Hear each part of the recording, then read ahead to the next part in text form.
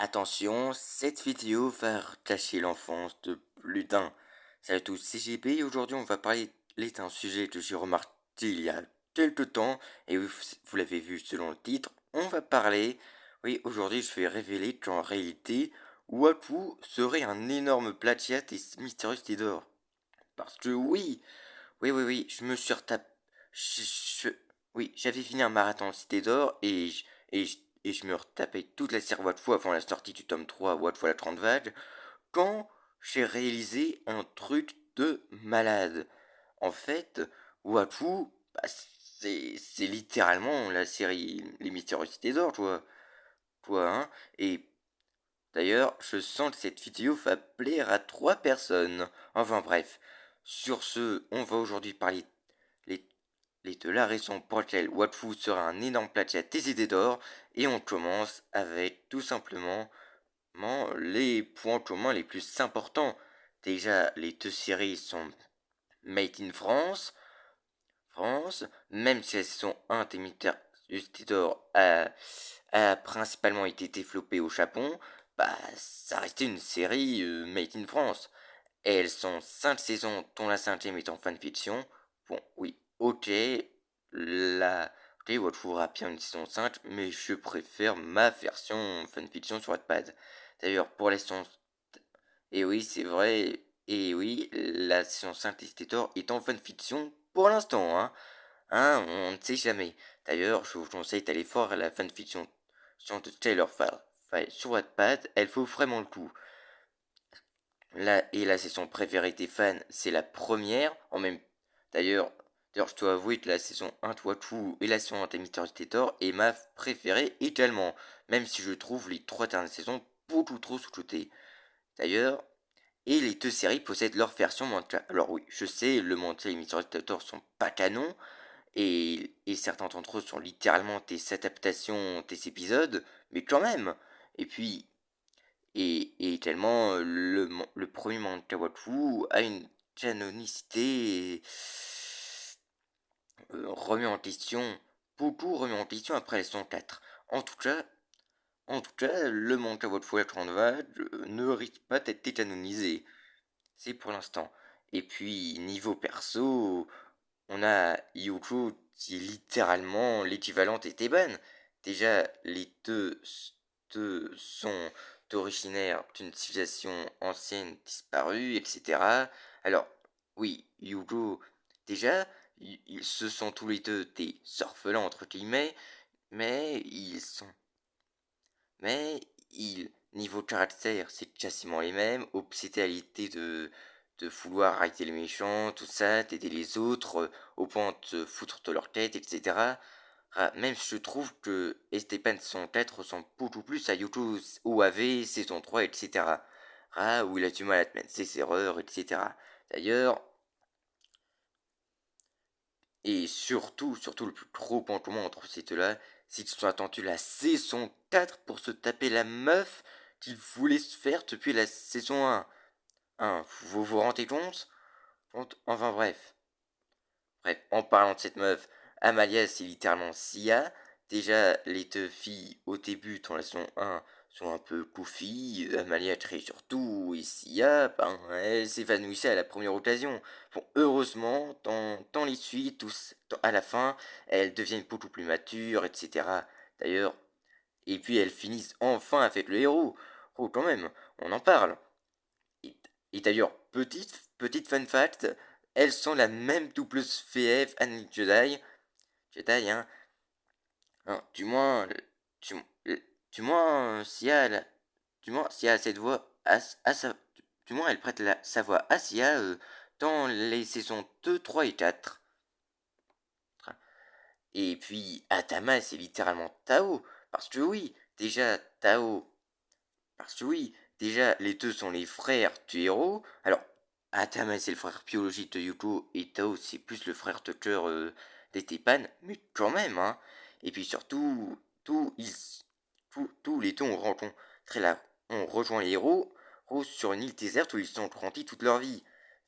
D'ailleurs, et puis surtout, Atama, Mai en que tous les deux en connaissent long sur la civilisation, connaissant les descendants, Atamal, le peuple Iatrope, Tao, Mu, etc.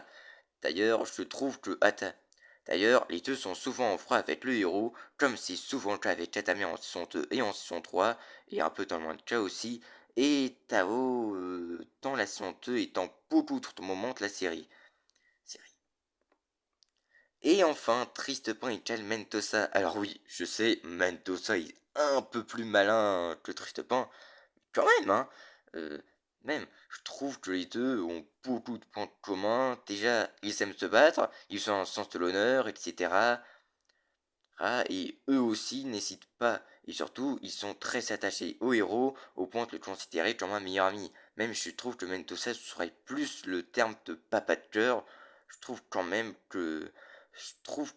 qu'il a plus à voir avec Triste Pain. Et évidemment, si on parle de Triste Pain et de Mentosa, on parle d'Evangeline et d'Isabella Latera. Parce que oui, les deux femmes sont très futées, etc.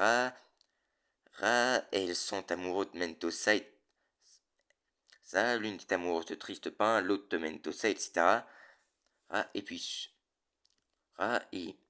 et elles aussi, elles sont très étroites dans la matière, dans le style dont elles se battent Evangeline avec les arcs, Isabella Altera avec le fouet. D'ailleurs, leur père respectifs n'aiment pas du tout leurs compagnons. Et évidemment, Ruel, c'est Etal, Sancho et Pedro. Parce que oui, Ruel, c'est littéralement deux personnages mystérieux d'Edor.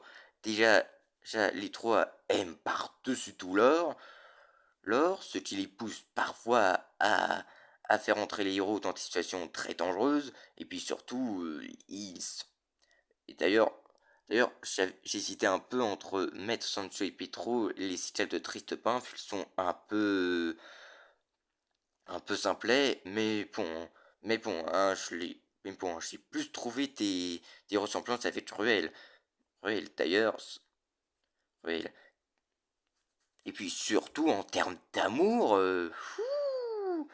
bref, bref.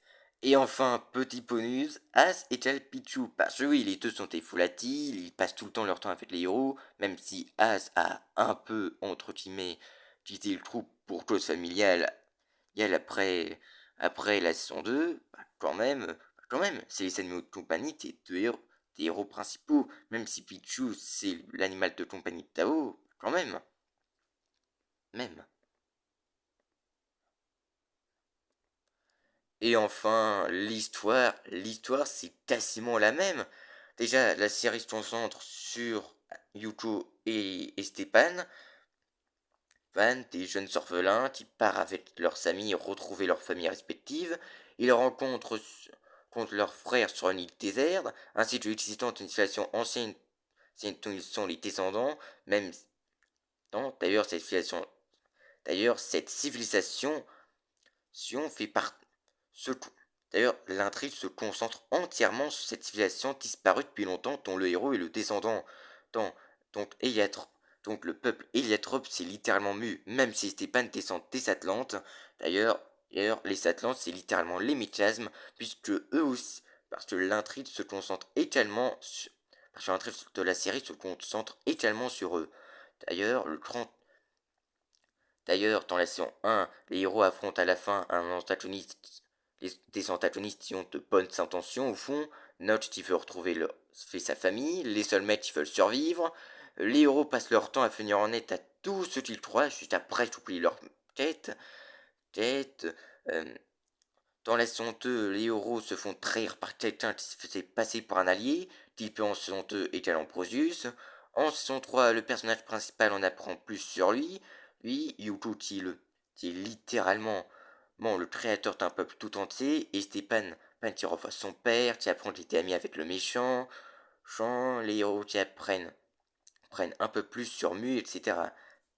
Étant la saison 4, Yuko et Stepan finissent enfin avec la meuf qu'ils voulaient se taper depuis la saison 1. Ils retrouvent leur famille biologique, même si c'est éphémère, et un méchant obtient la rédemption. En soi, Tilpé en saison 4 et Tal Gaspard en saison 4. et tous les héros s'unissent pour affronter une menace d'un autre monde, une menace de détruire leur monde. La météorite, la leçon 4 des Mystérieux Dédor, ce sont les Nétromes. Ce sont les Nétromes. Et pour ça, ils ont besoin de 7 trucs pour mettre fin à cette menace. Les Tophusiatropes et les Sphères sont l'équivalent des Mystérieux Dédor, vu que les Tophusiatropes et les Sphères et également l'Iatube, hein, j'aurais peut-être dû l'inclure, ben, ce sont les restes des deux civilisations qui ont disparu, à savoir les Céatropes et les Michasmes. Et les Stétors sont les des restes de Mu et d'Atlantide. Et surtout, les saisons 4 nous laissent tous sur notre fin. Enfin, et c'est d'ailleurs pour ça qu'on fait des fanfictions sur la saison 5 des Mystérieux d'Or, et une saison 5 de Wattpad est en préparation, et que j'en ai profité pour faire ma propre version sur Wattpad. Et il a voir surtout tout, tout. Bref, donc voilà, c'était tout, c'était la preuve que Wattpad était l'égal des Mystérieux d'Or en termes d'histoire, de thème, etc. Ouais, ouais. D'ailleurs, alors, alors, alors, dites-moi en commentaire si, selon vous, Wattpad est un plagiat des Mystérieux Theodore, parce que déjà les Theodore peuvent pas être un plagiat de Wattpad, parce que déjà la saison de Wattpad est sortie juste après la saison 1, et même si les saisons sont deux sont sortis à la même période, bah quand même, hein. Et la saison 3 de Wattpad est également sortie après la saison 3 des Mystérieux Theodore, et la saison 4 de Wattpad également après la saison 4 des Mystérieux Theodore. Alors, selon vous, coïncidence ou preuve que Wattpad est un énorme plagiat? Sur ce, dites-le moi en commentaire. Et sur ce, je vous laisse. Désolé si j'ai un peu caché votre enfance, mais quand même, je ne devais pas passer à côté de cette dinguerie. Sur ce, je vous laisse. C'était GB. Et ciao.